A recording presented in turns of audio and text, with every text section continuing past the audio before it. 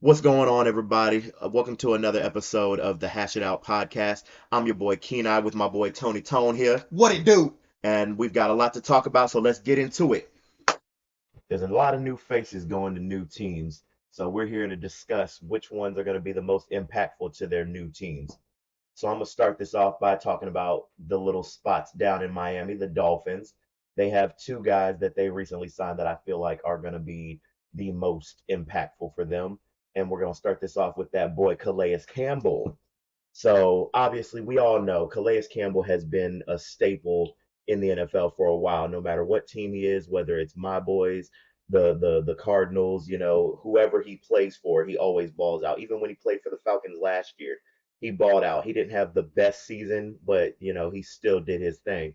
And I feel like he's definitely going to be a refreshing sight on that defense, because they did lose what was his name? Raekwon Davis or whatever that Yeah, their D tackles. Yeah, they lost him, and I think going out and getting Calais Campbell is definitely going to be a huge asset to them as far as replacing what they lost. Like that's a huge thing for them, and everything like that. I got something on that. I honestly find it funny that he just so happened to come back to fucking Florida, like because he was with the Jags. Hmm. Obviously, he tried his hand with a few other teams, your boys included, Hmm. to where it's like I don't know what he plans to accomplish here with the Dolphins because realistically, the Dolphins have put together, I guess a super team, so to speak, with Jalen Waddle, Tyreek, Tua, and all of them. But he's no different than a lot of these guys. He's getting up there in age, and I really don't know how much more we're gonna see out of him.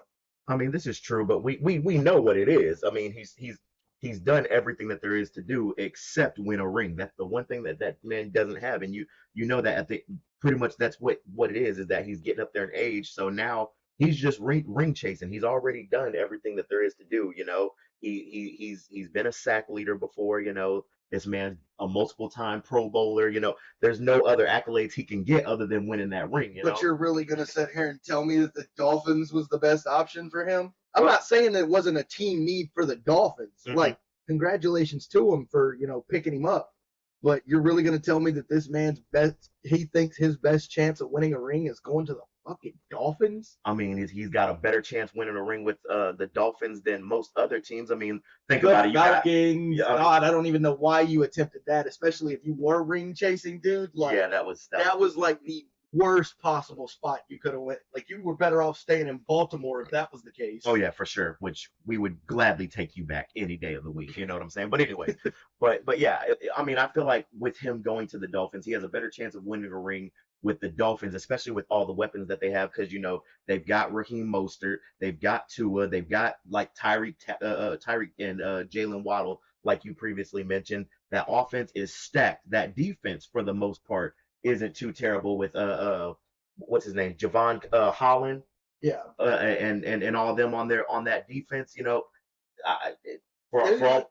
they just got to be able to put it together, man. Because with that, like we obviously named off a lot of cats, and Calais Campbell is definitely going to be a good piece for him. But we got to see these guys put it together, man. Oh yeah, it's definitely it's definitely gonna be something that they're gonna have to put it together, and we'll definitely see as the season progresses. Whether they're gonna continue the dominance that they showed last season, or if they're gonna burn out a little bit. Have that little success hangover, if you say. But somebody else from that team that I also wanted to give a shout out to, and I think that is going to be very impactful, is Odell Beckham Jr. That man, I mean, he's even though most people don't like him, they call him a diva and all this other stuff, and they badmouth him all the time because of his time in New York. But personally, I feel like that man has been, especially recently, has actually turned a new leaf. Like he's been a lot more mature, a lot more of that mentor-esque type player, to where like when he played for us, also somebody that came from the Ravens at one point in time. He was that huge mentor. He was like a big brother in the eyes of that wide receiving room when he was with us. Like, did he put up flashy numbers when he played for us? No. But at the same time, we've already established my boys are, a run first team. I mean, we're slowly moving out of that and becoming a more pass heavy offense, but at the time that he showed up, we were a run first team. So I mean, most people, I mean, the fact that at the time Zay Flowers was our leading receiver and he barely missed 1,000 yards, so Yeah, I have my qualms when it comes to Odell because obviously with him coming from New York and starting his career, with the Giants, God, we'll get into that later. But like the dude, rookie year, his first contract did great. Went on to other teams. He went to the Rams. He won a Super Bowl. hmm Realistically, because Odell being the diva that he's been known to be, a quote unquote post Antonio Brown, if you want to say, because realistically, he's been the only other diva wide receiver that's caused PR problems. true, He true. went to freaking Cleveland and then got accused of had a shitting on his chest. Like, I'm sorry, you can't just overlook these kinds of things when you're bringing in this guy. And I personally feel like this is going to be a slight bit of a problem for the Dolphins. Okay. In the fact that it's like you have Jalen Waddle, you have Tyreek, and now you add Odell into the fold. Like Tyreek being that veteran presence there for Jalen Waddle, we seen what those two can do. Yes. Those were like lightning and thunder. They were a 1-2 punch when it came to speed and whatnot. But Odell necessarily, especially as he's gotten older and become more susceptible to injury, he hasn't necessarily really been that number one guy like he's used to being. He's used to getting all the attention. And now with him going to Miami, I feel like that's not going to happen. And with, the veteran presence that we talk about all the time, I personally feel like with Tyreek and Odell, they're going to butt heads a little bit. I'm trying to control that locker room. I disagree. I don't think it's going to be an issue at all because even though no, he's not that top tier form that he was with the Giants where he was demanding people's attention and everything like that. At this point in his career, he doesn't need that attention. Like honestly, him going to the Dolphins is probably his best situation because think about it. Everybody's already worried about Tyreek and Jalen Waddle. Yes. So majority of the attention is going to be on those two. You throw Odell in the slot, you got majority of people covering Tyreek or whatever, you're gonna have that man open 9 times out of 10 across the middle. Will it be for big yards? It could be. It could be for touchdowns or whatever, but it might be short yardage. He could be that short down guy because realistically at this point in no different than Calais, Odell, he's got the ring, he's got all the accolades. I mean he literally freaking made the one-handed catch the most popular thing in the world, even though he wasn't the first one to do it, but he was the first one to popularize it. Yeah. Unfortunately, I remember that. He's got all the accolades. So realistically, Odell doesn't have anything to play for at this point. He's just playing because he loves the game of football and might and wants a chance to maybe win a second. I don't even feel like it's the fact that he loves playing football. I just feel like the dude's got a fucking chip on his shoulder and he's trying to prove something that he's already proved. Probably. And I feel like he's letting his ego slightly get in the way of it. Like, don't get me wrong, I could be wrong. This guy could just, wholeheartedly, put his dick in the dirt and just be like, no, I want to continue to play because this is what I know. This is what I am. This is my identity. But I feel like it's going to cause a lot of issues with that offense.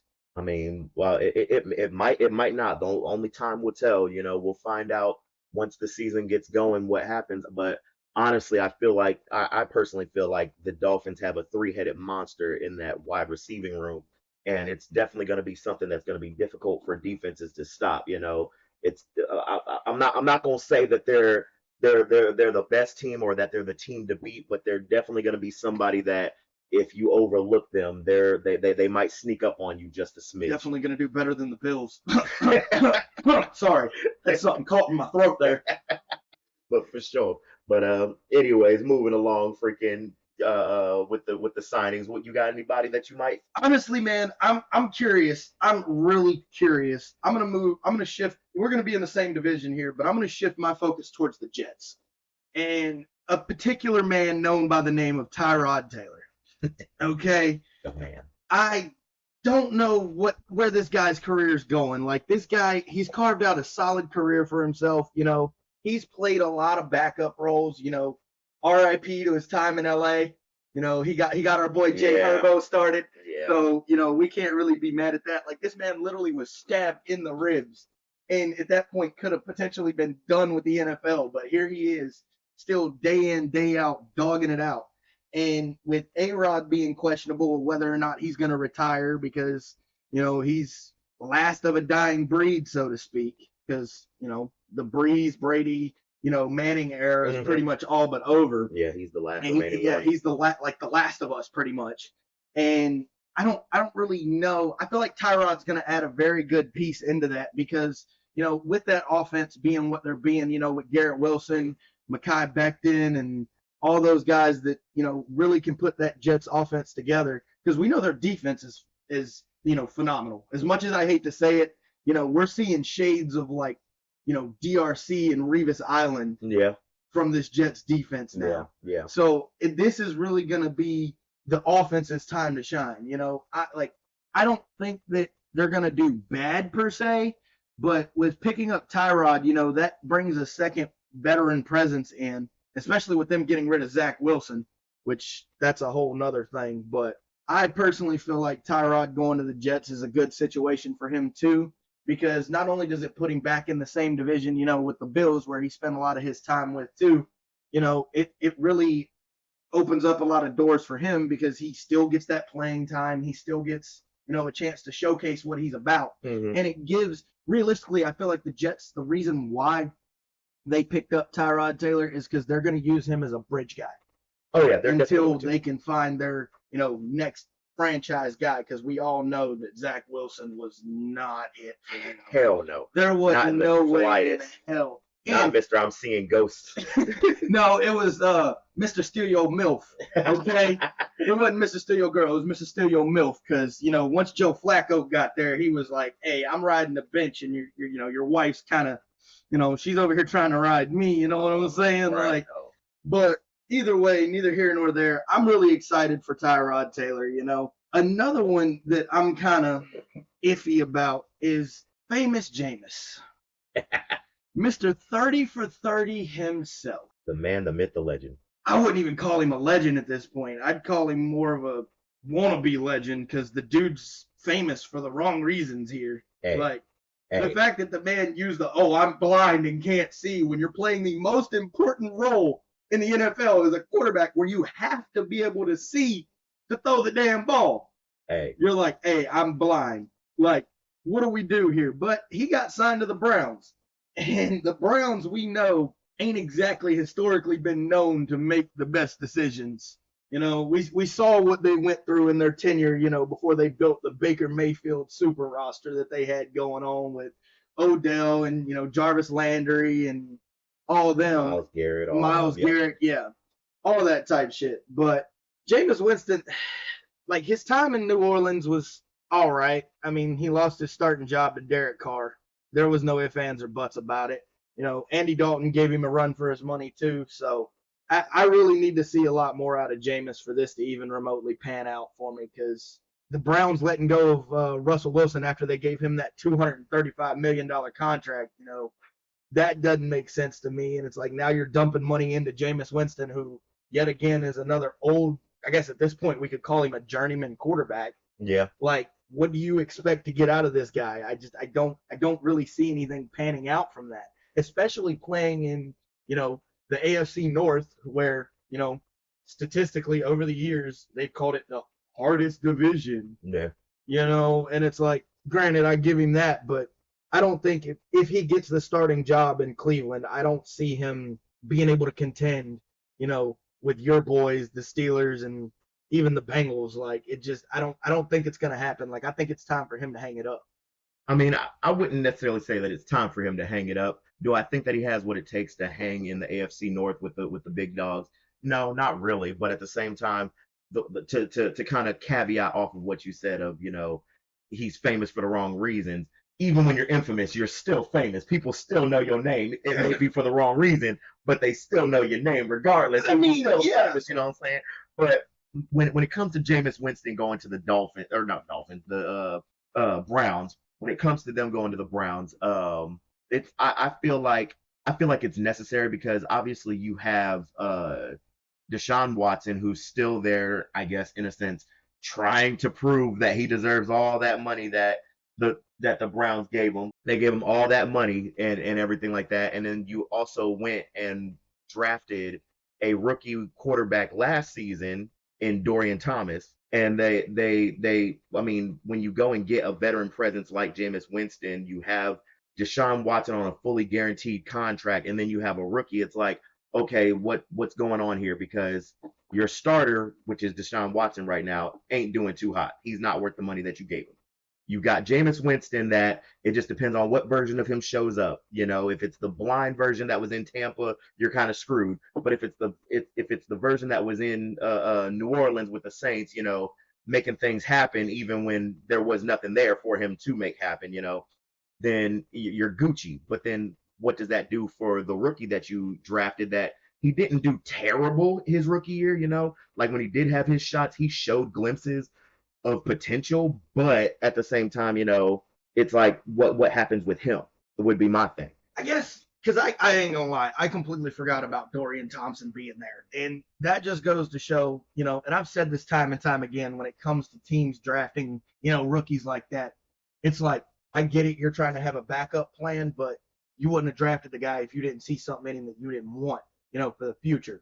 And it's like with them giving, you know, Deshaun Watson that fully guaranteed deal or whatever, you're kind of shooting that guy in the foot to where realistically, and I'm going to say it time and time again, I don't care. They're pulling a Josh Rosen situation. Okay. Because they brought this kid in, you know, and gave him a shot. Like he played fairly well, you know, his rookie year. Give him that in the chances that he did get. But it's like then you go and get Deshaun Watson on this massive ass deal to where you're basically like, hey, I hate to do this to you, homie, but you know, you got to ride the bench now because we just paid this guy who hasn't played in like 4 years, Mm-hmm. you know, like 30 times your fucking salary, Mm-hmm. all because that's his name.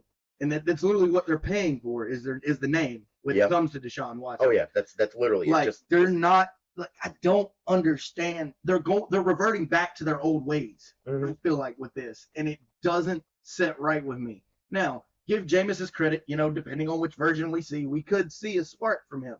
But yet again, veteran presence. You got two veteran guys in like I continue to say, one of the most important positions in the quarterback room here, where it's going to cause them to butt heads, and we're going to wind up seeing the Browns reverting back to the dumpster fire that they used to be.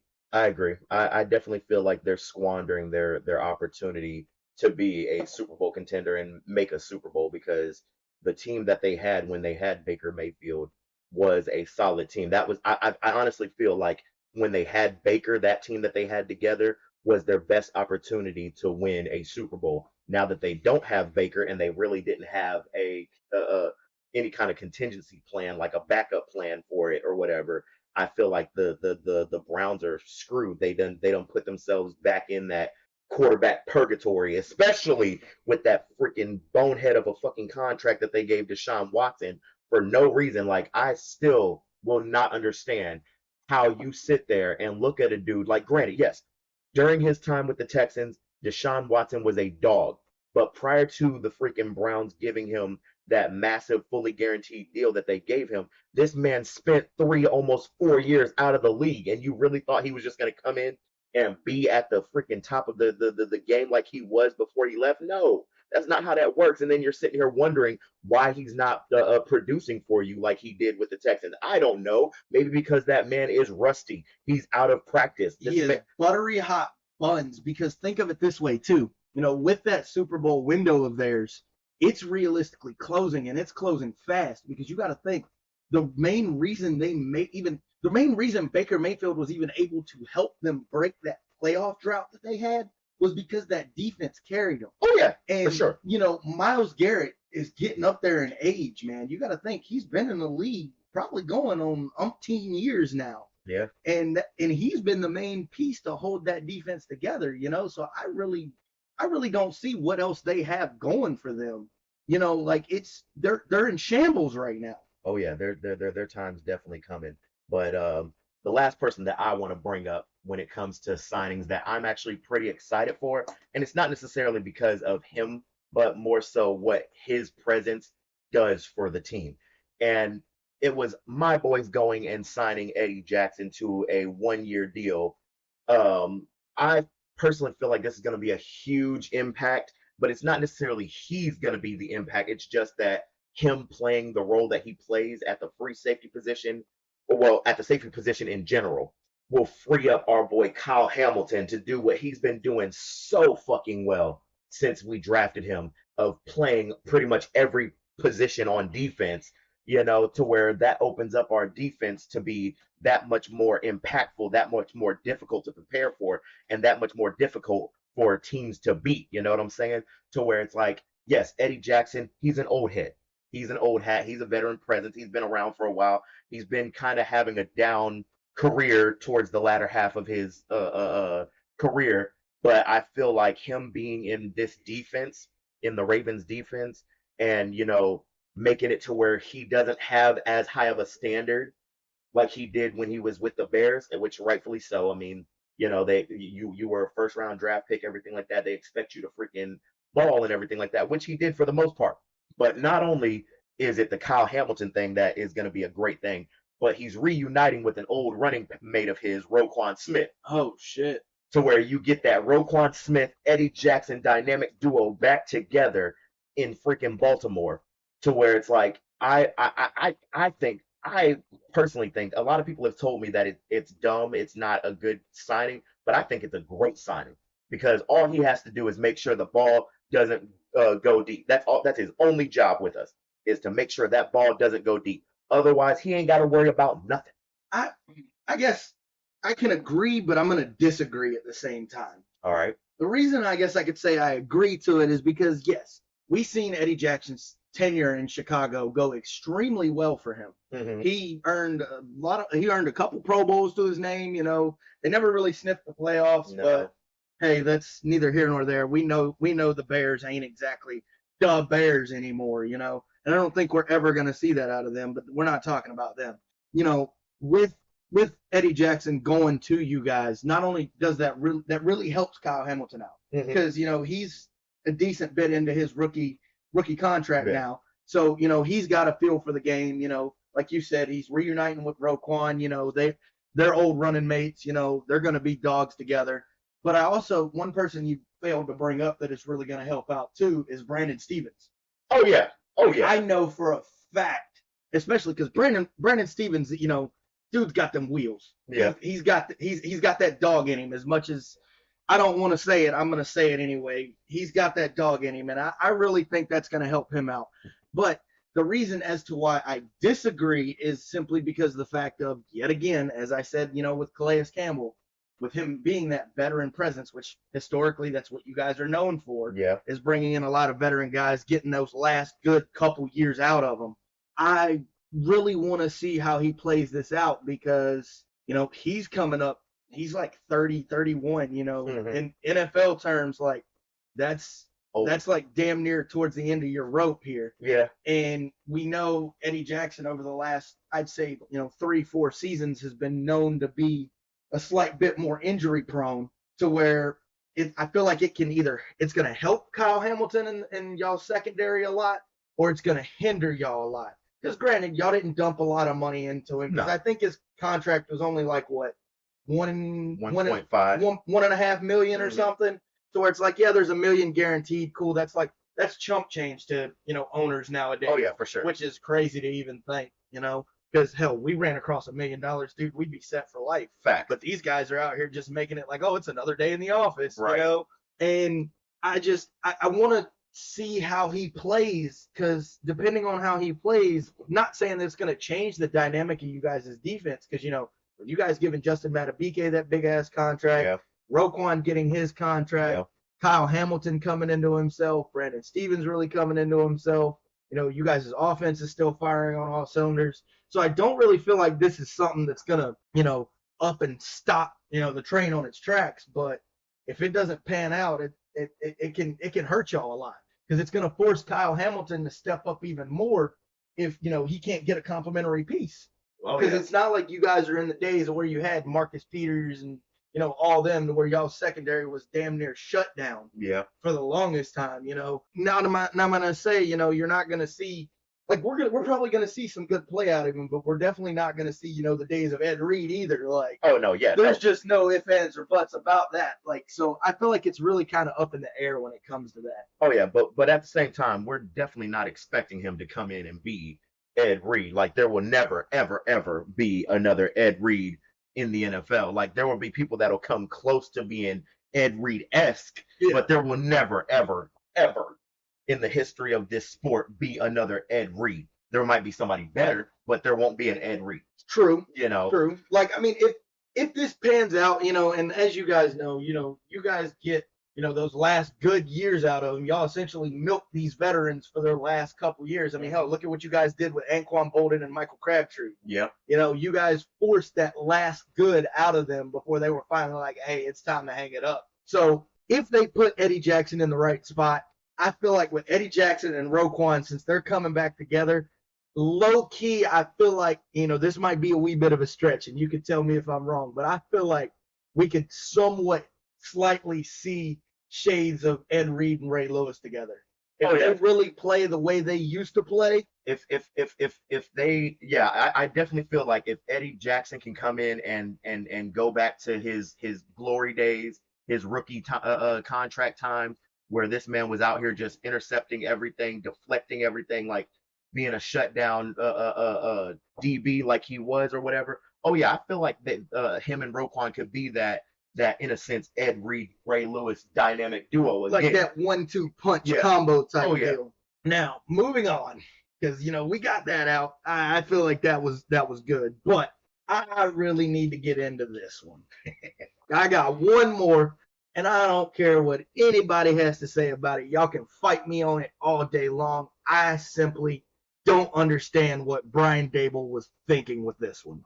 You went and signed Drew Lock to be Daniel Jones's backup. And realistically, when it comes to those two, it's like looking in a fucking mirror. Because we've already had the discussion of Daniel Jones being, dog water. Not even dog water, dude. We're talking like burnt hot dog water. Oh, yikes. Like, and then you go in and you bring in a guy like Drew Lock, who was part of that big trade that sent Russell Wilson to Denver and whatnot. Mm-hmm. And, Drew Lock was Geno Smith's backup in Seattle when he went there. Mm-hmm. Didn't really see a problem with it. He was a backup. And the few bits and pieces he stepped in, cool. And I get that's what the Giants and Brian Daboll are trying to accomplish here, bringing him in as a secondary backup piece to help out their $40 million quarterback. Still don't understand that fucking part. Dumb contract. But Drew Lock, I feel like, he's trying to cling on to the last bit of career that he has left.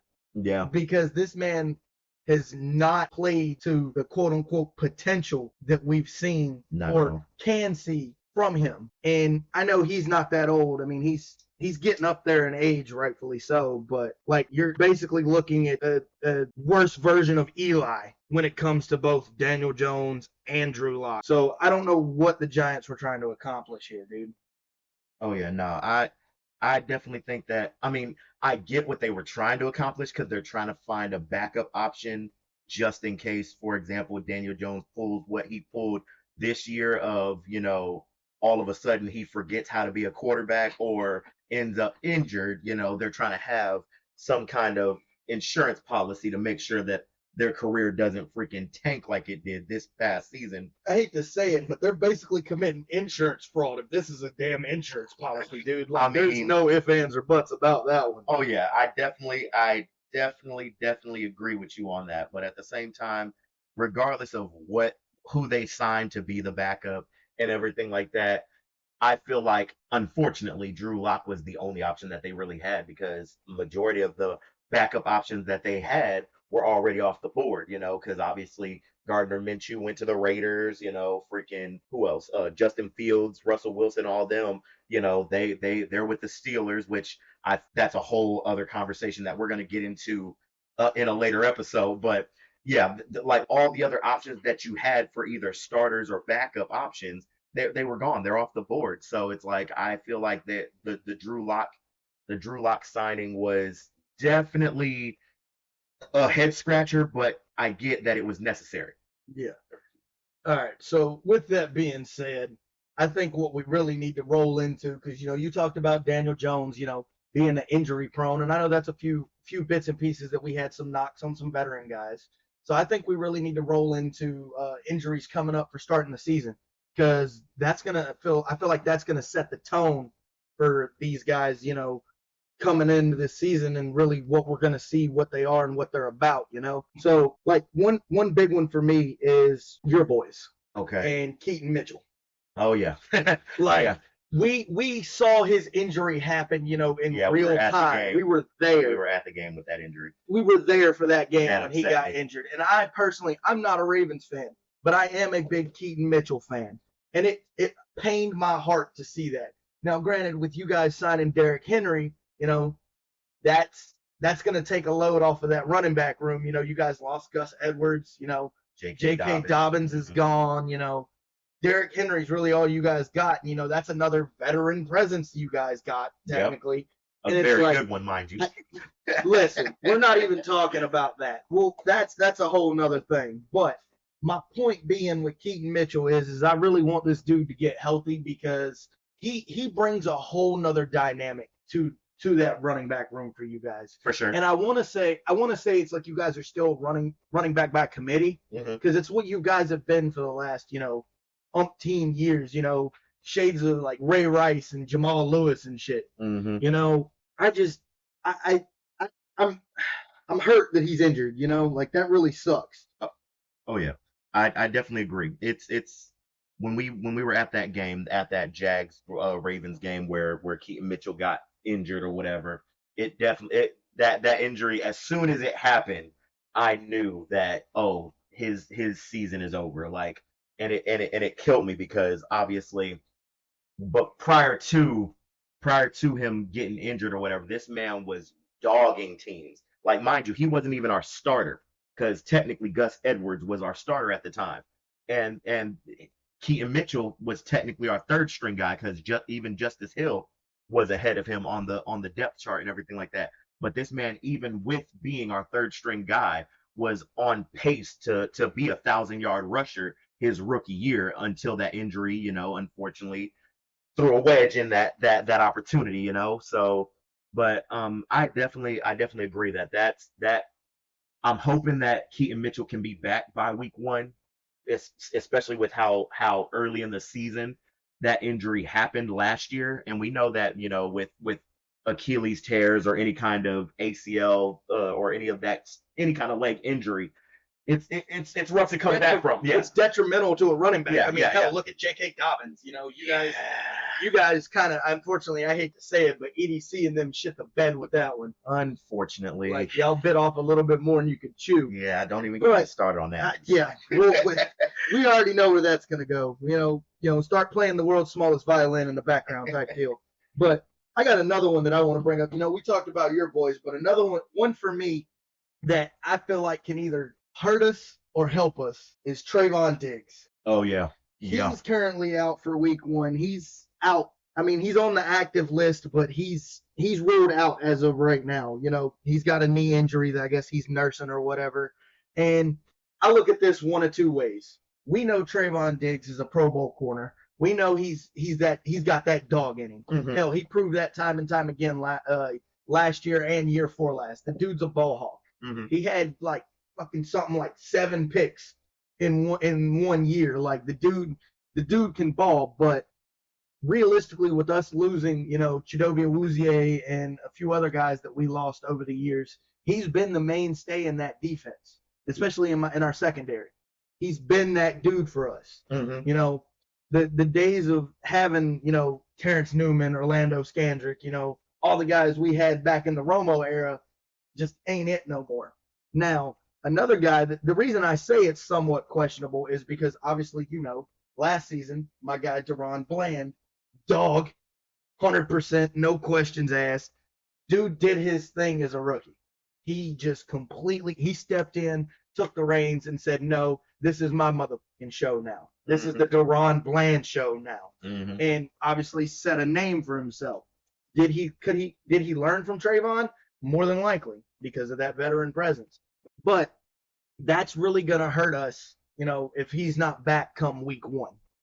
Right, right. I feel you on that. So somebody I want to bring up as far as injuries week one goes that I feel like is going to be a huge hindrance for this team only because of what we saw in the game that he got injured is Dre Greenlaw. Oh God, yeah. Yeah, Dre Greenlaw when he got injured in that Super Bowl against the Chiefs or whatever. You saw that defense, that 49ers defense went from locking up freaking Pat Mahomes and company and and everything to just being in shambles. They started Buttery hot cheeks. yeah, like they started getting diced up left and right. Freaking they pretty much like as soon as Drake Greenlaw went down, I'm not saying that he's the only reason why they lost, like I'm not saying his injury is the reason why they lost that game, but there's a whole lot of reasons as to why they lost. Yeah, there's a whole lot of reasons. But when Dre Greenlaw got injured and went down and everything like that, that defense, you could see the difference, the dynamic shift was just like it was insane. It was instant as soon as he went down to where I feel like, whenever he does return from this Achilles tear that he suffered, I feel like that's gonna we're gonna need to see what version of him we get because Achilles tears, like I said, anything involving leg injuries or whatever, those are rough to come back from. And it's like a lot of guys come back stronger than ever, but majority of guys after Achilles tear, ACL tears, anything like that, they typically aren't at 100%. They don't come back to even 50%. I mean, hell, we saw what Alex Smith did. He tore his whole fucking leg. He came back to the league and just was like, "Hey, hold my meat. We're doing this damn thing." Facts. But yeah, I mean, it's going to be interesting to see, how he bounces back, and depending on what version we get, we could see that Pro Bowl, like the perennial Pro Bowler in him, or we could see, a couch potato come back and it's like, dude, you just need to hang it up. Like, don't like quit your day job type deal. Yeah. But another one that I want to bring up since we brought up, Danny Dimes and his unfortunate love with the turf monster, this forbidden relationship that he's got going on. Evan Neal, he's currently injured and out for week one as we speak. They don't really say what his injury was, but Evan Neal on that Giants line has held it down in New York. He's been one of the mainstays as to why I guess Daniel Jones got that 40 mil that he got, and especially with the Giants spending such a high draft pick on him being out is going to turn that whole team on its head. Oh, yeah. Oh, yeah. I can definitely see how that could hinder that team just a wee bit on that topic. But I want to turn to the Kansas City Chiefs for a brief moment. Oh, Lord. Because, I mean, granted, this guy, I'm not going to say that he's like the end all be all. Like, I don't think that it's going to impact them too much because of the fact of who they got next to the man, i.e. Chris Jones. But Derek Nottie. Oh, that man's still playing? Yeah. Derek Nottie. That man, like I said before, he's not like an end all be all player for the Kansas City Chiefs on that defense. But what defense? There is no defense in Kansas City. I mean, like they got Patrick Mahomes. It's all offense, no defense, all gas, no brakes. Because they couldn't stop, dude. They couldn't stop a cold in the wintertime. Hell, we know the receivers can't catch a cold in the wintertime, but the defense is over here with amnesia, the flu, walking pneumonia. Like we've seen them be exposed time and time again, especially when Chris Jones isn't there and is not a factor. We have saw they are softer than baby. They couldn't fight their way out of a wet paper bag. Granted, Charvarius Ward, he's kind of come into his own there and he's done his thing. But that defense is non-existent in Kansas City, bro. I mean, this is true, but at the same time, this team has somehow, some way, with that trash-ass defense, found a way to win 3 Super Bowls. So, I mean, there's something going on there. Two words for that. I got 2 words for that. What's up? Actually 3. Andy motherfucking Reid. Because if it was not for Andy Reid and his cheeseburger, Big Mac, double Whopper loving self, that team would not be where it's at. And you cannot tell me. I don't care how much star power that team might have. Chris Jones, Travis Kelce, shout out to the days of Tyreek Hill being there. All these guys, the fucking Kansas City midget, Clyde Edwards-Helaire, all these dudes, like, if it wasn't for Andy Reid wouldn't have been able to take these guys and put them together and put them in the places to succeed to where they've won 3 out of the last, what, 5 5. Super Bowls? Yeah.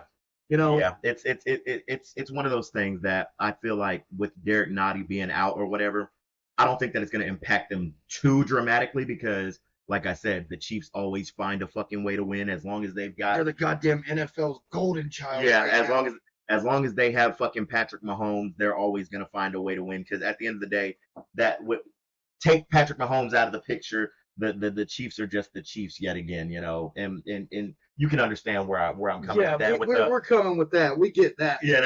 But it's one of those things that Derek Nottie, he's not a terrible player. He's a fairly good player. Yeah. I feel like that injury though is gonna decide a lot because obviously we start the season off against them. Yeah. It's Ravens Chiefs to start the season off. Week 1, just putting it on them. Yeah. Deal. Yeah, and we're a Thursday game, so we're literally the season opener game. Yeah. So it's like it's a dog fight right off rip, and I'm looking forward to that. Like I want the Chiefs at 100%. But if a couple pieces were missing, I wouldn't be too mad at it. You know what I'm saying? Yeah, definitely. I get it. The Chiefs have definitely been, as much as I hate to say it, they've been quote unquote, asterisks around this one because I'm not gonna put this wholeheartedly out there, but they've been a unstoppable force with fine print here. Yeah. Because we've seen when they lose, Mahomes and key pieces, they're done for. Oh, yeah. They're all but hung out to dry. But shell of themselves. There's one that I really want to bring up that I think is extremely interesting to me. This boy Hassan Reddick with the Jets. Yeah. Okay. I said earlier, that defense is, they've been doing their thing. Shout out to Sauce Gardner. We still ain't figured out what kind of sauce he's got, whether it's barbecue or sweet and sour. But I mean, hey, dude's clearly got his thing going on. But Hassan Reddick, he's another one of those veteran guys that, he's coming to the end of his rope here too. And if he can't get it together, health wise, they placed him on IR. They didn't even place him on the freaking like pup list or even the active list. They placed him straight on IR. So, and yet again, we don't know what his injury is. We haven't really figured that out, but they've straight just ruled him out with no estimated date of return.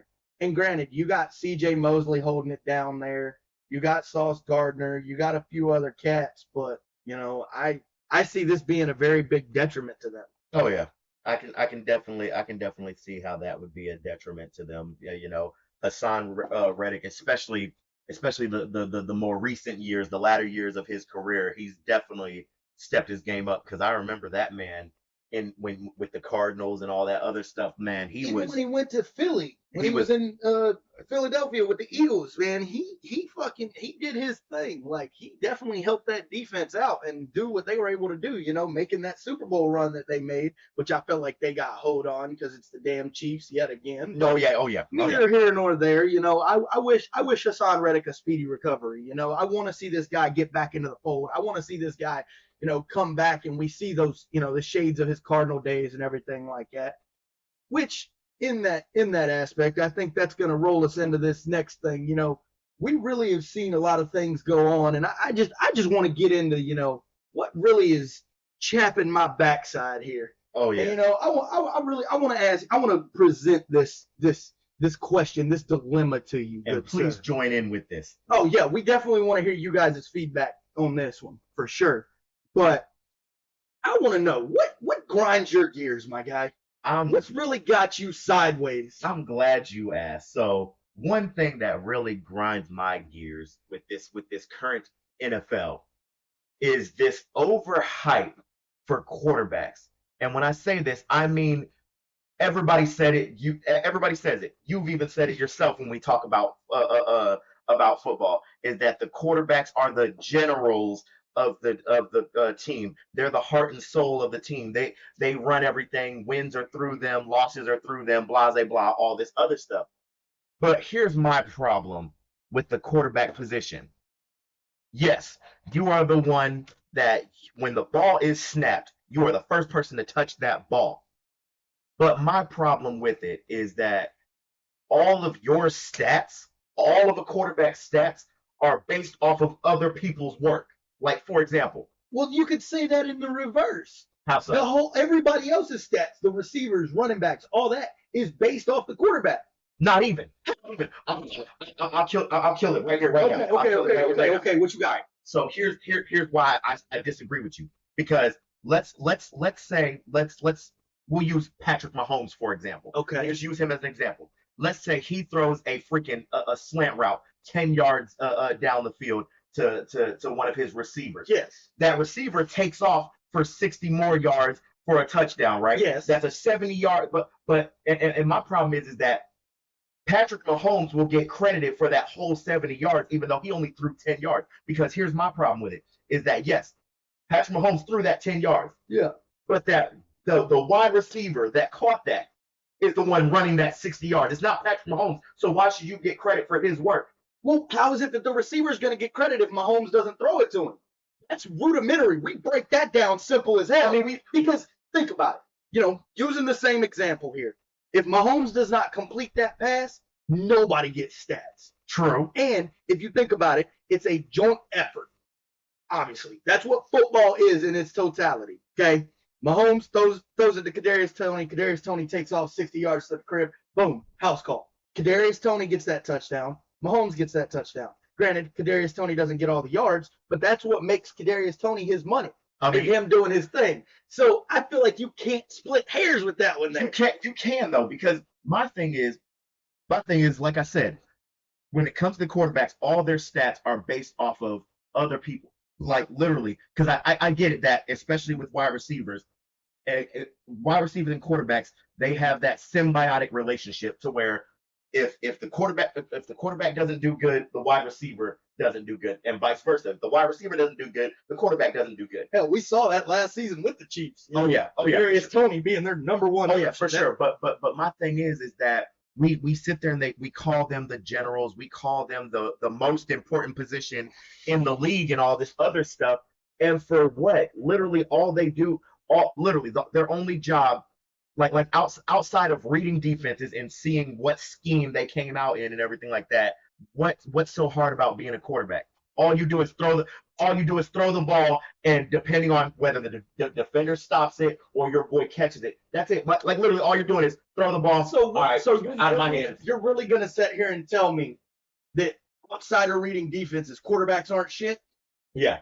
Let's take a trip back into time here. Okay, I'm listening. Okay, Peyton Manning. Okay. Literally made his career a very long tenured career off of reading defenses. Yes. There's a reason he garnered the nickname the Sheriff.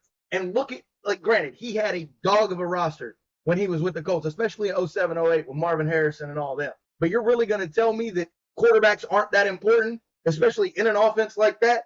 I'm not saying that quarterbacks. No. I'm not saying that quarterbacks aren't important. What I'm saying is that they're overhyped because realistically, okay, I'm not saying that the skill of reading defenses isn't a skill, because that is a big skill. That is huge. Not very many people can do that. That's not what I'm saying. But I'm saying outside of that one skill of reading defenses, what skills do they realistically have to have? Well, you even said it yourself. We've talked about this multiple times. Do they have to run route trees? No. They have to know the route trees. They have to know it. But even then, they don't even have to know the route trees. They just need to know when to throw the ball on that route. That's it. But that's the same thing. They don't actually have to run the route. Like you don't have to run routes like the wide. You don't have to remember the routes like wide receivers do. You don't have to try and freaking get good release, good distance off of your defender like a wide receiver does. And that's a whole other thing. I'm sorry. You don't have to fucking learn how to freaking hit the hip with your fucking wide receiver to make sure this motherfucker doesn't catch it. No Diddy right now. I gotta straight up bring this stuff. You're really gonna tell me, especially with the way that the NFL has gone now, moving from the Brady era, the statue era, into the mobile era, the Lamars, the Joe Burrows, the Patrick Mahomes. You're really going to tell me that quarterbacks ain't shit, so to speak, when there's the guys, we've seen it. Hell, even Nathan Rourke in the preseason, granted, it was the preseason, but the way we saw that these guys were able to extend plays and make things happen, if they don't extend those plays, shit doesn't happen. Receivers don't get stats. fucking defenders don't get stats. They don't get pass breakups. They don't get fucking picks. They don't get all that. If quarterbacks don't extend plays, because we've said it time and time again, everybody has said it from the top down. Defenses are getting faster. Defenses are getting stronger. Defenses are just out here putting their dicks in the dirt. Take the Eagles, for example, as much as I hate to say it. They like these guys that step in and play that role of quarterback. It's not just reading defenses. It's not just, oh, fuck it, somebody's down there somewhere. The mental acuity that goes into playing quarterback is a fucking job within itself. So, all right. Like, I'm glad you brought that up. I'm really glad that you brought that up. Why do you say that? Because obviously with nowadays, the current versions of the quarterback, yes. the mobile dual threat, whatever you want to call them, quarterbacks like the Lamars, the Patrick Mahomes, the Jalen Hurts, all that. Like, my statement right now is not for those players. That's the era we're in. That is we're saying. That is where I'm coming from with this is more towards what people like to call the traditional quarterback. So your freaking Trevor Lawrence's, your Mac Jones, your Jordan Loves. I mean, granted, Jordan Love has some wheels to him and everything like that, but for the most part, he's more of a traditional quarterback rather than a dual threat, whatever. But those are the people that I'm more talking about, like those guys that, especially now, they're making so much goddamn money on their contracts right now. And for what? Y'all are subpar at best, but yet y'all are getting paid more than these guys like a Patrick Mahomes, a Lamar Jackson, a Jalen Hurts, that these guys have elevated the quarterback position so goddamn much. They've created a whole new, not only a whole new version of football, that a whole new climate of football that defenses have to defend and everything like that, but they've changed the organization's mindset on the dual threat. There's more dual threat quarterbacks being drafted, signed, whatever, than ever before because of this. Yes. To where the days of the traditional quarterback are done and over with. But even then, the reason why I say that even before the days of the traditional quarterback started coming to an end, I still thought they were overrated just because of the simple fact that it's not you doing this stuff. You're not the one trying to get separation from your defender. You're not the one running the route tree. You're not the one. You're going to stop you there. Only one. All you do, hype the ball. All the quarterback does is get the ball in his hand, take a couple steps back, scan the field, make sure that ain't nobody coming to bust his ass and everything like that. But that's the great fucking point that I'm glad you brought up. Okay, I'm listening. You're really going to tell me that they don't need to get the separation from defenders? You really want Calais Campbell running at you at mock Jesus, that's probably 300 plus fucking pounds, running at you at the speed of a goddamn of God knows what. God. Oh, no, you can't tell me that they don't have to get separation from defenders because they got motherfuckers the size of Fat Albert running at them at mock Jesus, like shot straight out of a cannon. We've seen it. We've seen it like your guys, Aaron Donald, Calais Campbell, J.J. Watt, T.J. Watt. Like I said, these defenses are getting faster. I mean, you see it. They have to take Patrick Mahomes. What made him infamous as a scrambler when he fucking scrambled 30 yards to get away from defenders that are 3 times his damn size. He still made it happen. So you can't tell me that quarterbacks don't have to get separation. Granted, they have a lot more help. Their job is a little bit easier because they have this thing called an offensive line. Yes, I get that. And a quarterback and a running back and a tight end. Yes. They have all these things to make it to where their job is easier. The point is going to make a wide receiver's job easier. If his job gets easier, you know what? No, it's funny you bring that up. What makes a wide receiver's job easier? Other fucking wide receivers. Yeah, they need other wide receivers to do it. A quarterback has the entire team. Yeah. Quarterback has the entire team to make his job easier. The entire team, the offensive line, the running backs, the wide receivers, tight ends, everybody else on that field makes the quarterback's job easier. Yes. Whereas everybody else's job is on each other. And everybody's relying on everybody, though. Well, it seems so backwards. It's not. Yes. Okay. Take us for example. Okay. We're the dynamic duo right now on this podcast right now. Yes. It's just you and me breaking the fourth wall, but that's fine. It's just you and me right now on this podcast right now, talking and everything like that, right? So we're relying on each other to make this thing happen. Yes, we are. Now imagine some random motherfucker a random motherfucker starts a podcast. He ain't doing shit but sitting there smiling while 5 other niggas fucking sit there and do all the fucking talking. You saying that's not the fucking that is the same as us?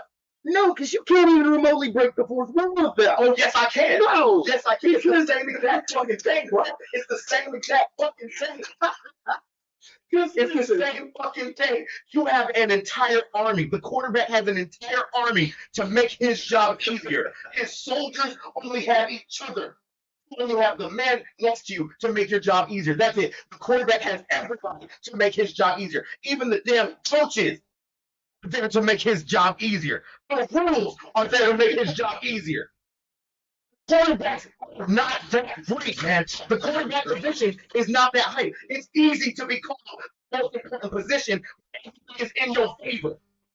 Look, y'all come get your boy over here. He's over here spazzing out for no reason. I'm gonna need y'all to come claim this man because I feel like I'm making a very valid point here. When it's like, yes, quarterbacks in this defense of this ass taken right now, technically. I don't understand what your beef is because without the quarterbacks, the game does not happen. Hell, think about it this way. Growing up, when we used to play, those backyard football games, those schoolyard football games, the turkey day games you played in the front yard, quarterbacks are important. There's a reason why you was like, oh yeah, I'm all-time QB, bro. I got this. I can do this. Like, that's putting a weight on your shoulders. Take the Roman Empire, for example. Oh, Lord. I'm going into this because this backs my statement. I'm listening. It didn't matter who was who and what was what. Yeah, the generals got the praise for it. I get it. But it was the other guys out there doing the work and helping them out. There's a reason the Roman Empire was able to expand the way they were.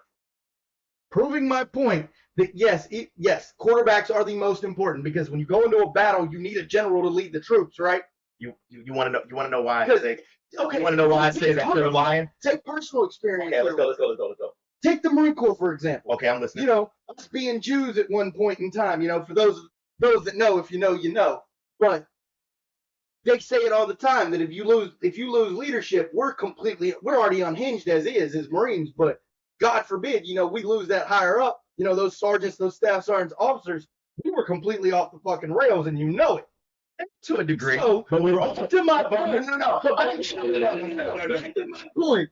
Without the quarterbacks, the game doesn't function. No, it doesn't. I disagree because going back to your statement of the Marine Corps, what's the number one thing that we're taught as Marines? Figure it out. Not only to figure it out, but the next man up mentality. Yeah, here's my thing with that because I'm glad that you brought that up because you just set yourself up. I'm about to ask you. Just placed your head in the key. I'm about to end you, my boy. I'm about to end you, my boy, right now. Because lay it on me. Like you said, in the Marine Corps, if the leader goes down, it can go to shit. Yeah. But we're also taught as Marines that it's next man up. Whoever the next man is, or whoever has the balls to step up, that's who steps up. Yeah. And we've seen it, just 2 seasons ago, where realistically anybody can freaking play quarterback. Because take the Broncos for example. He did not have success. He completed like 2 of 18. He went like, hold on. No. I'm extremely glad you fucking brought that up. No, I'm glad you brought that up. I'm telling you, he had success. He didn't have glorious success. For the game we ever watched, it was horrible. It was horrendous. Because, oh my God, dude, like, you don't understand how much you just, what level of whoop ass you just opened up here, okay?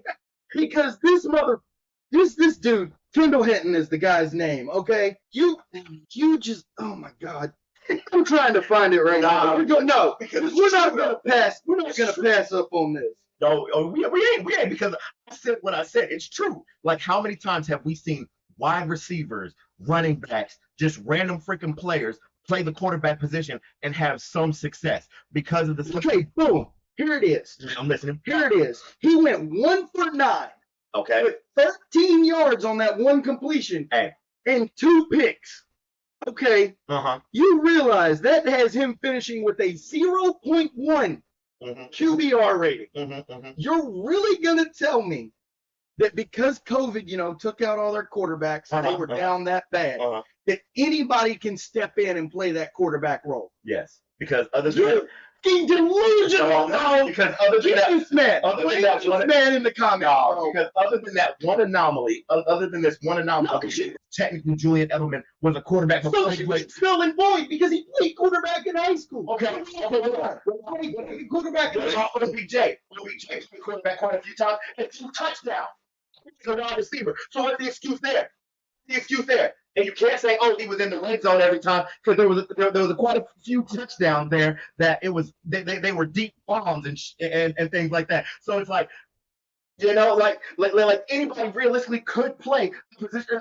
The fucking water boy to freaking come off the freaking sideline and freaking play quarterback. But either way, I digress, because the point that I'm trying to make is that the main point that I'm trying to make with this conversation is that the quarterback position, you don't have to try at all in order to fucking be considered good. Like look at your top freaking quarterbacks in the league right now. You've got Jordan Love, who only had one full season of playing realistically, and like a handful of games sprinkled in throughout his career. You got Trevor Lawrence, who has honestly been a disaster. Like he, I don't know why the freak the Jaguars even gave him the money that they got. And then you got Joe Burrow. Out of all three of those guys that are the highest paid right fucking now, only one that is actually worth that money is Joe Burrow. But Trevor Lawrence and freaking Jordan Love only got paid. Why? Because they're the only fucking option. Which is why I say that the quarterback. No, because if that's the case, why did the Jags go and get Mac Jones? Are they paying Mac Jones? No. Exactly. My point exactly. Right, I digress. Exactly correct. My point exactly. So where it's like I just hate the fact that the quarterback position, you do not have to really try to be paid or considered elite, good, whatever the case may be. Not only that, but it's like you can be buttery hot dookie, not buttery hot ass your entire career, Daniel Jones, and then have one good season, Daniel Jones, Josh Allen, and then sit there and get paid as if you just spent the entire career balling the fuck out, putting your dick in the dirt, just going ape shit. Like the quarterback position is the only position where you can be ass your entire career as long as you have one good season. Everything else is a race, and you get paid as if you're top tier. Same said for wide receivers. That's a lie. That's a lie. That's a lie. Really? That's a lie. Because wide receivers aren't getting paid nearly the money that freaking quarterbacks are. They don't. But they still. Not only that, but wide receivers actually have to fucking earn their money. How many times have we sat there and had conversations about wide receivers where it's like, oh, he didn't deserve that money. What has he realistically done in his career? And everything like that. Same thing with tight ends. Same thing with cornerbacks, linebackers, running backs, offensive linemen, defensive linemen. Every other position has to have a full career of success in order to get paid good. Quarterbacks, all they got to do is, oh, I had one season where I threw double-digit touchdowns. Pay me good, please. I know I only threw for fucking like 7 touchdowns every year prior, but I threw for double digits this year. Go ahead and pay me. Fair. I'll give you that, dude. I get where your gripes and your concerns come from, but I still stand on that hill, and I'm willing to die on that one. You about to die alone on that hill. However, I want to bring up something that's been chapping my ass, and I'm glad you brought it up towards the end of that. What's up? Why the fuck is Daniel Jones still starting? Yeah, that's a good Why is this man still have a job in the league? First of all, his tutor was his mentor, his golden, picture, the person he put up on a pedestal to teach him was Eli Manning. Yep. Granted, he was Tom Brady's kryptonite in the early 2010s. Cool, got it. He did his thing. Not discrediting Eli in the slightest, even though I still can't stand the guy. Daniel Jones has done nothing, and I mean absolutely nothing, to deserve the money that he's getting. Hell no. Especially last season starting out. To, the credit of your boys truly, my Cowboys.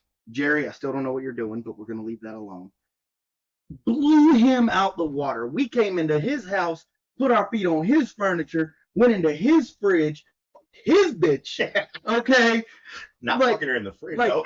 yeah, like giving it, holding me into raw dogging. All right, she was getting that raw hot dog in her buns type deal. Okay, like, yeah, just like this dude's better off working as a used car salesman than he is having a starting job in the NFL. Hell, I got a better chance of trusting a snowball in hell, and I got a better chance of betting my life savings on Drew Lock Yeah. than I do trusting Daniel Occasional Dimes Jones. Okay, because they gave him the nickname Danny Dimes, but this man's getting pocket change right now. Facts. This man didn't even take his receipt to the bank and got his comeback type deal. Like, I cannot justify Daniel Jones starting in the NFL. I can't. I can't either, just because it's like it goes back to what I brought up of, this man prior to, him getting his contract, he was ass. He was garbage. Like this man, like this man was on the cusp of being, kicked out of the freaking organization. Like they were about to send him on his way, just for him to have one good season, like I've been saying. And all of a sudden, all of his you're the Messiah now. Like, where did this come all from? Of a sudden, all of a sudden, everything prior to just right out the window. Right out the window. All of a sudden, everybody gets amnesia and forgets that this man, prior to that one good season, was hot garbage. And you know what? This goes to prove my point as to why the Giants will never have a Super Bowl window with Daniel Jones. Like they all but put their faith into the Helen Keller of the NFL. Like the blind deaf guy, like the greased up deaf guy from Family Guy is who they put their faith in at quarterback. Okay? Like I cannot fathom this.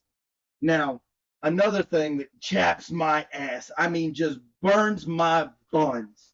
Like I'm talking, I'm all but burnt to a crisp over here about, is the fact that teams continue to turn their backs on guys.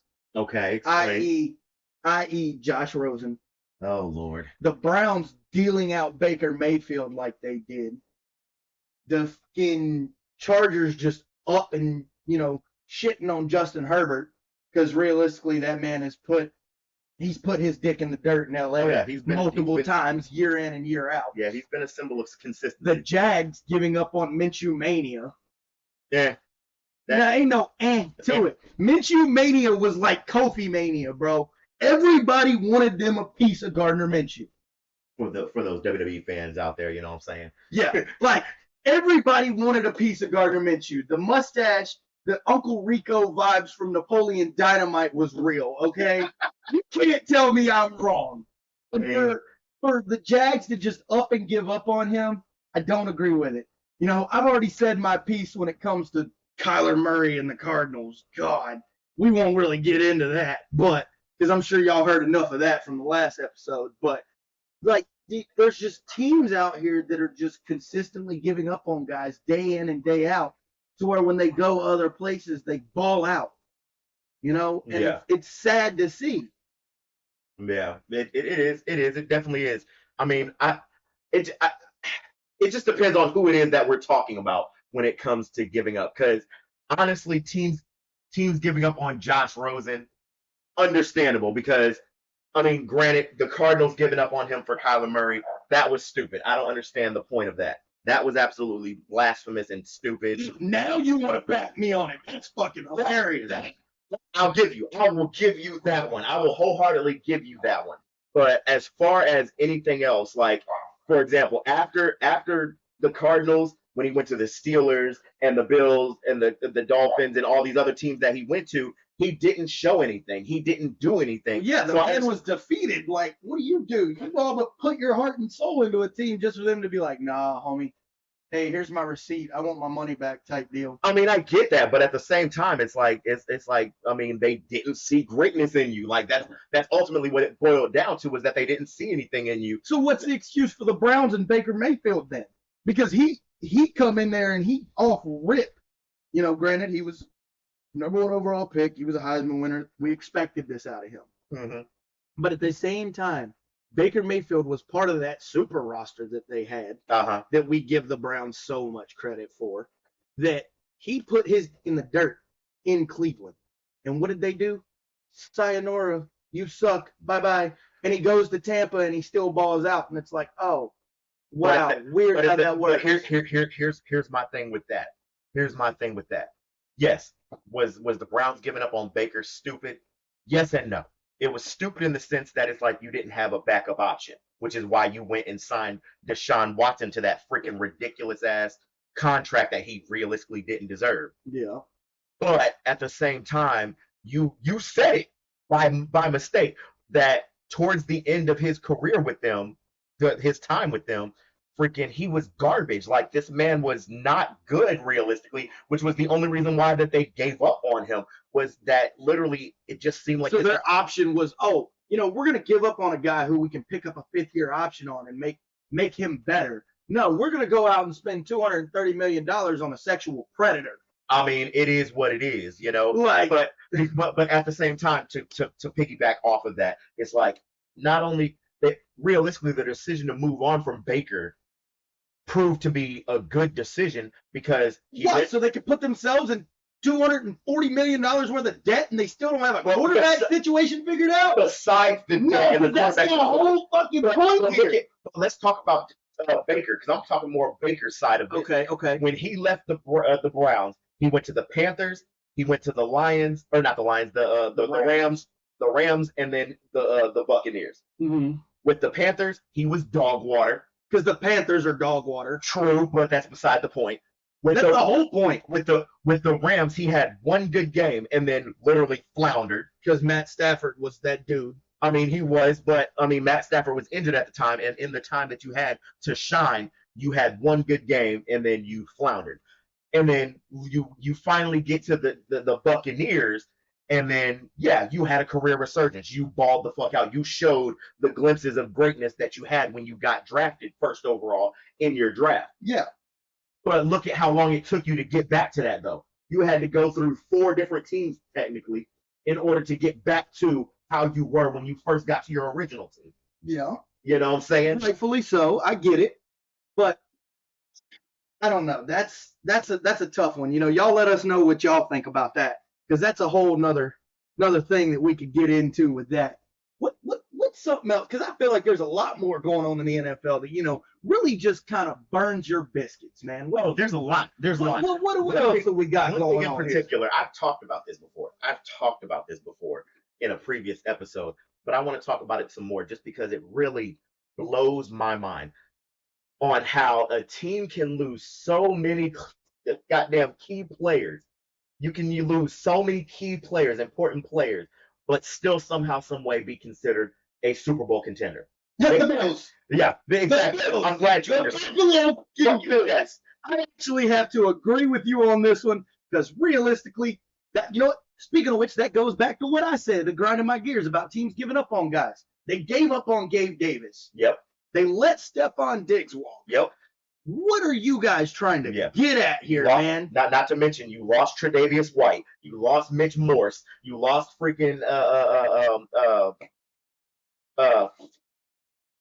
dang, I forgot his name. But either way, you lost Devin Singletary. That's who it was. Devin Singletary. You lost so many freaking key players. Yet you're still considered the cream of the crop. Right. You're literally analysts and experts and all this other stuff still consider you freaking the favorite to win the Super Bowl. You've been the favorite to win the Super Bowl for years now, and for freaking what? All I gotta say is I'm gonna end this right here, right now with the Bills. All I gotta say is we're taking a trip back into time, and I don't care. You guys can say, "Oh, you're living in the past." Fuck that. I don't care. The '90s, 4 Super Bowls, and you lost every single one of them. What makes you think you're finna win another one? Yeah, like you're not. It just doesn't make any sense. I don't understand how a player can lose so many key players on offense and defense, especially their offense. Like, I don't understand how you can still be considered a Super Bowl favorite when so many key players are gone, especially your top 2 freaking wide receivers. Explain that. How do you think that you're like last time I checked, Josh Allen is no Patrick Mahomes. He's not out here freaking balling out because realistically, well, it's a flip of a coin for Josh Allen. We never know what we're gonna get for him. I mean, if we're being real, like we're about to see Josh Allen in his true form because prior to getting Gabe Davis and Stephon Diggs, Josh Allen was asked because that's another player that before he had his breakout year when they got Stephon Diggs or whatever, people were talking about freaking axing him, kicking him out of it because Josh Allen prior to was buttery hot ass, and then Stephon Diggs showed up, made him look good. He got a huge ass contract as if he was just the next best thing, like he's been balling since freaking day one when he hasn't. And then Gabe Davis showed up a lot. Like I feel like if anything, Josh Allen definitely deserved it more than Daniel Jones did. Yeah, for sure. If we're comparing, then yes, Josh Allen deserved it way more than Trevor Lawrence, way more than freaking, who else? Jordan. Well, I won't say Jordan Love just yet because we ain't really seen we haven't seen a lot out of him. We won't bash him. But like all these guys that they're talking about, these new up and comers, these new faces we're seeing. Josh Allen's realistically an old head, man, and he's holding it down in Buffalo. Yeah, but I don't think he's gonna hold it down much longer. Because you're really gonna tell with him not holding it down much longer, you're really gonna tell me that Mitch Trubisky is gonna be the savior for the Bills? Hell no. I got a better chance of starting Nathan Peterman for them again. Yikes. Than I do trusting fucking Mitch Trubisky. Yeah, okay? I definitely agree with you on that, but that it kills me that it's like this team, the Bills have been named the Super Bowl favorites for the last 5, 6, 7 years. Every single year you hear, we've all heard it, experts saying, oh, the Bills are the team to beat. The Bills are the team to beat. The Bills are the team to beat. They're going to be the Super Bowl favorites. But yet they don't make it past the divisional round. And yes, for those of you that are going to say it, I know as a Ravens fan, we couldn't get past the divisional round for the longest time. I get that. So it's like but that just goes to prove my point that it's like, what's the difference? If Josh Allen couldn't make it past the divisional round, but he keeps getting told that he's a favorite to win the Super Bowl, but then you got Lamar Jackson, who is far superior, obviously in every way to Josh Allen, and has the same issue of not being able to make it to past the divisional round and everything like that. But yet nobody ever says that Ravens are Super Bowl favorites. Nobody ever says that. So what's the difference? Realistically, we've been hearing y'all been top of the we've been called AFC for years now. We've been called Super Bowl contenders. We've never been called favorites to win the Super Bowl. Never once. The last couple years y'all were. No, we were not. No. Never once. For the last almost 5 years. It's been the Bills being named the Super Bowl favorites, even though the Chiefs have won 3 of the last 5. Like, and then the Rams won one and the freaking Bucks won the other. Yeah. To where it's like I don't understand how you keep getting called freaking Super Bowl favorites to win the Super Bowl and you haven't even made it to the conference championship. Like, you know what I'm saying? No, they've made it. They've made it a couple times, but they've gotten pushed out quick, fast, in a hurry because of the golden child, the fucking Kansas City Chiefs. I still don't understand how last season played out where they beat both y'all and the Niners like that. I still say that whole thing was rigged. Yeah. I still say that was whole rigged because there's no way that you're going to tell me that all throughout the season you had a terrible season. Like your wide receivers were garbage. Your defense wasn't that hot. Darius Tony was your number one option. Yeah, like I don't understand how you freaking sat there and you had an awful season. You barely made the playoffs, but then all of a sudden you get into the playoffs and enter God mode and destroy everybody. As if they were nothing like that. How does that freaking work? Especially the number 1 seed for both conferences, that both defenses are top tier. Both defenses were in the top 5. Yeah. And everything like that. And your offense was bottom 20. But yet you're telling me your offense, your bottom 20 offense was able enough to dominate both freaking defenses that have shut down teams, dominated teams, and everything. Hell, even when we went against each other, when us and the 49ers went against each other during the season, it was a dogfight until we took off on them. But it's like, either way, that's a whole other conversation. I'm going to put my point out there, and you can hate on me if you want. Y'all let me know what y'all fucking think. I got 2 words for that. As much as I don't want to gawk on the Chiefs, glizzy here, so to speak, I got 2 words, and I've already said it, and I'm going to say it again. Andy Reid and scheming. That's what's gotten them to where they need to be. Yeah, I agree. Andy Reid has covered up a lot of holes with that team. Oh yeah, I definitely like no ifs, ands, or buts about it. I guess another thing that kind of burns my biscuits, really just has me and Shrek arguing over whose swamp it is type deal. Just gets me bent sideways is the fact that we don't give a lot of these defenses credit for what they're able to accomplish. We've seen your juggernaut defenses, Ravens, the Niners, the Eagles are coming into their own. But these defenses that really aren't, what we consider cream of the crop, they're not getting enough love, i.e., the Raiders. Okay. They got Max Crosby and them boys over there doing things, contending with these teams that are cream of the crop, but they don't have the success because their offense is ass. And you're seeing guys like Max Crosby, their career's going to waste. Yeah. And it's like, it sucks because, yes, they're having individual success, but they're not getting the love that they deserve. Like, take J.J. Watt, for example. When he was in Houston, before he went to Arizona, he was dogging. They made the playoffs 3 out of the 4 years he was there. Mm-hmm. But what does he have to show for it other than his own personal accolades? Yeah. To where it's like, I personally feel like, yeah, teams are pulling the trigger and getting good guys, but they're not doing enough to support them. Like we talk about it with offenses, quarterback needs his skill positions, wide receivers, running backs, tight ends, offensive line, but you get 1 or 2 good guys on defense and they're expected to carry you the entire way. Like I don't agree with that. Like, how is it that you're a multi-billion-dollar organization and you have money to throw around and make things happen, but you can't make it happen? Yeah. Like, I feel like this is a backhanded way of being like, hey, we know you're good, but hey, guess what? Pound sand, we don't care. Well, yeah, it plays into, like I said earlier, of especially with all the rules and everything like that, and that dumbass freaking ideology that quarterback is the most important position. We got to protect that position. It's like it's easy to underestimate or like undervalue a defense when it's like everything is against them. They can't tackle like they used to.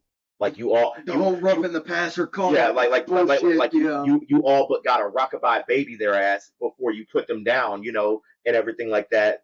Like everything is against them. So it's like, yeah, of course, these organizations are going to undervalue their defensive players because they know that defense doesn't matter anymore. Like it's getting to a point where you might as well say freaking we're about to turn football into rugby eventually because defense doesn't exist. It's just going to be a bunch of dudes running around fucking trying to score because there's who can stop them.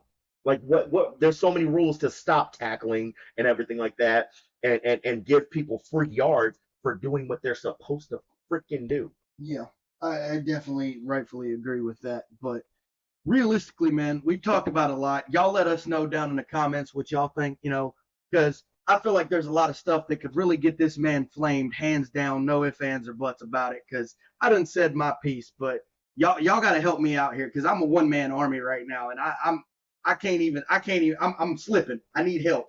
Help me hold my own here. Oh, yeah. All right. And don't forget to follow us across all of our platforms, Instagram, Facebook, TikTok. And also subscribe to the channel. Your support is greatly appreciated. And like he said, don't forget to leave a comment. We love hearing everything that you got to say. If you got something to conflict what we've said in any of our episodes, please leave it down there so that we can freaking hash it out. That's what this is all about. We trying to have a conversation. We trying to hash things out, baby. Whatever you guys got, hey, we'll give you guys the opportunity. We'll bring it up on the podcast, and you guys can have a chance to hash it out with us. Let us know, man. Yes, sir. And we will see you on the next one. Peace.